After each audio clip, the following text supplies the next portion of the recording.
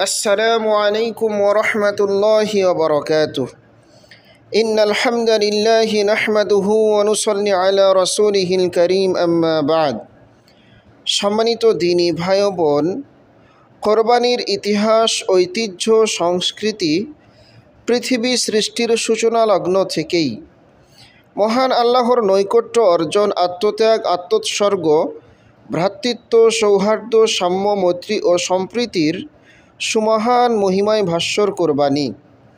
কোরবানির আবিধানিক অর্থে বলা হয়েছে, আরবি কুরবুন বা কোরবান শব্দটি উর্দু ও ফার্সিতে কোরবানি রূপে রূপান্তরিত হয়েছে, যার অর্থ হলো নৈকট্য ও সান্নিধ্য অর্জন।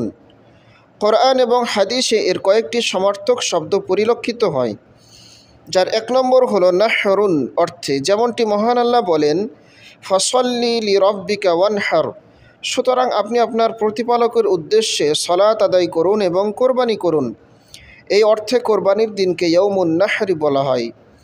দ্বিতীয় অর্থ হলো নুসুক, যেমনটি মহান আল্লাহ বলেন, কুল ইন্না সলাতি ওয়া নুসুকি ওয়া মাহইয়ায়া ওয়া মামাতি লিল্লাহি রাব্বিল আলামিন, আপনি বলুন, আমার সলাত, আমার কোরবানি, আমার জীবন, আমার মরণ সবই বিশ্বজাহানের প্রতিপালক আল্লাহর জন্য নিবেদিত। তৃতীয় সমার্থক শব্দ হলো মানসাক, যেমনটি মহান আল্লাহ বলেন, লিকুল্লি উম্মাতিন জাআলনা মানসাকা, আমি প্রত্যেক উম্মতের জন্য কোরবানির বিধান রেখেছি। কোরবানির আরেকটি সমর্থক শব্দ হলো আল আযহা, হাদিসে এসেছে এই অর্থে কোরবানির দিনকে জন্য ঈদুল আযহা বলা হয়। এর জমা হচ্ছে আযাহি। মনে রাখা ভালো, হজের পশুকে বলা হয় হাদি, আর তা মক্কার হুদুদ হারাম অর্থাৎ নির্দিষ্ট এরিয়ার মধ্যে জবেহ করতে হয়।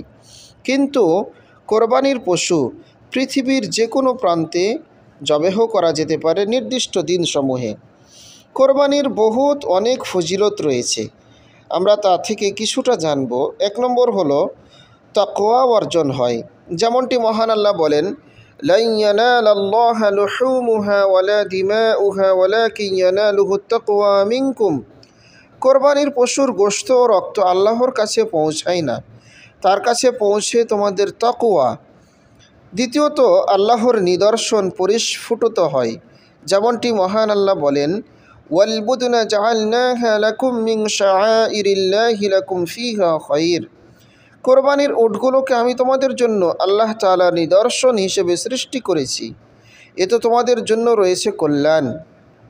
কোরবানির মাধ্যমে মহান আল্লাহ তাআলার জিকির বাস্তবায়িত হয়, যেমনটি মহান আল্লাহ বলেন, ওয়ালিকুল্লি উম্মাতিন জাআলনা মানসাকান লিয়াযকুরু ইসমাল্লাহি আলা মা রাযাকাহুম মিন বাহিমাতিল আনআম, যুগে যুগে প্রত্যেক উম্মতের জন্য আমি কোরবানির বিধান অবধারিত করে দিয়েছি, যাতে করে চতুষ্পদ জন্তু দিয়ে তাদের জন্য প্রদত্ত রিজিক পেয়ে তারা যেন আল্লাহর জিকির করে, অর্থাৎ আল্লাহকে স্মরণ করে, আল্লাহর শুকরগুজার বান্দা হয়। 4 নম্বর ফজিলত হলো কোরবানির পশুর রক্ত প্রবাহ আল্লাহর নিকট অত্যন্ত প্রিয় কাজ।